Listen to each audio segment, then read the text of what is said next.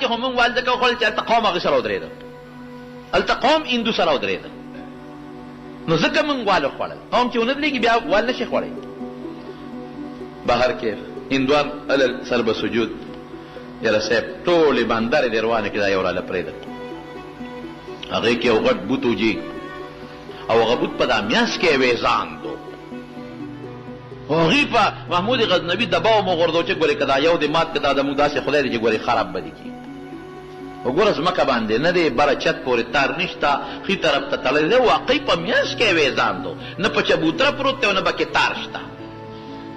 هغه ملګري فوج ولګو چې تاسو د شي له خیر د علاقو ته موړی، خو ته وګورې چې ته پټ تار باندې نه تړلی، خو بیا هغې چې بره وکتل تار مار نشته، نه برا ویزان دی، نه لاندې چبوتره شته، نه ښي طرف ته څه شي اټیک شته، نه ګس طرف ته، نه مخکې وروستو چې په میاس کې ولاړ دی بلا او غټ بوت دی. وګوره کنه چې میاس کې ولاړ دا زمونږ خدای دی، دا یو پرېږده. او ته چې څومره پیسې غواړې درکوو، هر څومره چې غواړئ.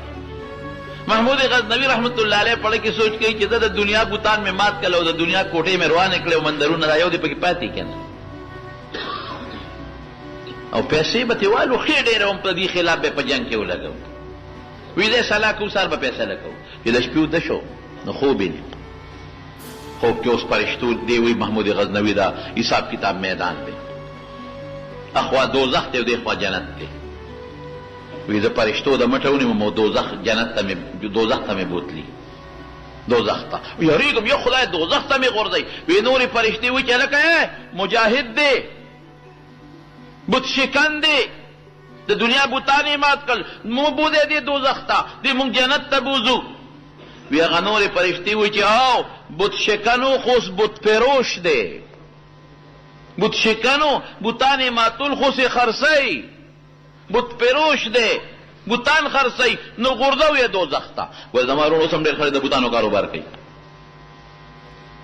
بوته وباسي او خرڅوي. هندوستان ته ځي هلته خلک عبادتونه کوي او څوک یې تجارت کوي. دا به ډېر لوی ظلم، ډېر لوی جرم، ډېر لوی جرم.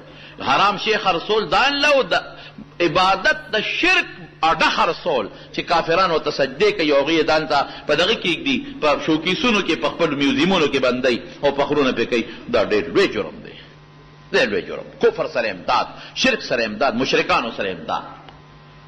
دا بت فروش دی، بوتان. او دا پیسه ډېر مرداره ده، خو داسې مرداره لکه چې د 50 ورځو مردار سپي وسخه چینجي پکې شوي. بت فروش دی. دې راویښ شو او بس په یاره او خدای زر سار کړي چې بس اډر وکړم چې دا مات کړو. څونه او هغوی ورته د دنیا پیسه ویلې وه چې دونه پیسه درکړو، خو دا راته پرېږده. وسار چې پاڅېد وی نه نه بس بېګا مې خوب لیدې را ماته وی ده. وی چې دې بلا سره څوک و؟ وی بس بلا پرېږدی کوټه روانه کړې، کوټه روانه کړې بلا سره په خپله ګورو. خو چې په کوټه شروع کړو یو دیوال یې وغورځو، چې دا دیوال یې وغورځو، بوټ داس چې هغه دیوال له لاړ.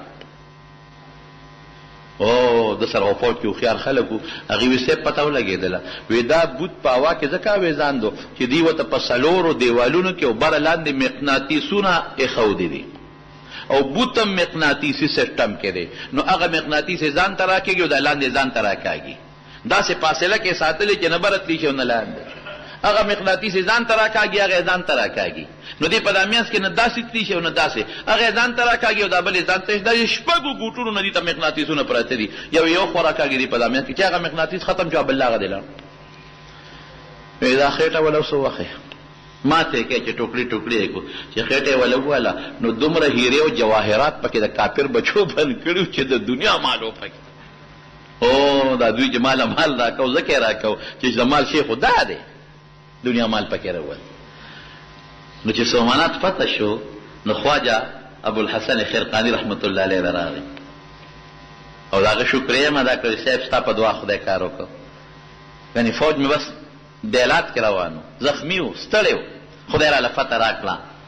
وی څه دې وی الله ته؟ وی الله ته مې چې خدایه ما دا چوغه چې د چا ده نو ستا او د هغه په منځ کې یو نسبت دی، خدای دا هغه نسبت لاج وساته، د هغې خیال وساته او ما له په دې سومنات فتح راکړه. وی کم بخته د خدای نه ډېر معمولي شی وغوښته که ډېر معمولي دی وغوښته. وی حضرت څه معنا؟ وی که دې وخت کې د خدای نه دا غوښتې وې چې خدای دا ټوغه د چا ده، دا هغه او ستا یو نسبت دی، د هغې لاج وساته او دا ټوله دنیا زما بادشاهي که نو خدای به په ټوله دنیا بادشاه کړی وي، بادشاهي د دنیا به خدای در کړی وي.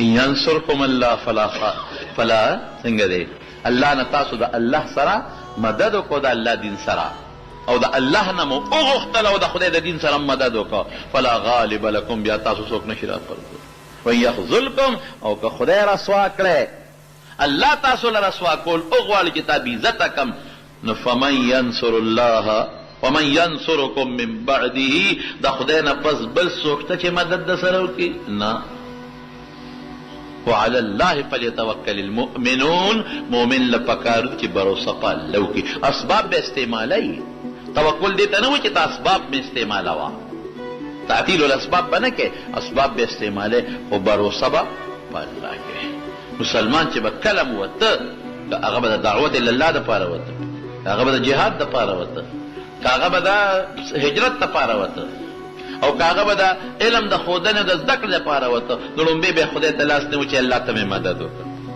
نو الله به بیا مدد کوه نو مدد به چا نه غواړو الله نه به غواړو اعتماد او بروسه به په چی په الله او دا به مو یقیني چې الله مدد کوي تاسو نشي خلقولی او دا به مو یقیني چې که بل چا الله د سره خپل مدد پرېښوده د الله نه بغیر بل څوک ستا مدد نشي کولی دا به زمونږ ایمان الله دعا وکړي چې الله زمونږ د مسلمان مدد وکړي الله زمونږ د مسلمانانو د ملکونو مدد وکړي الله تعالی دا مونږه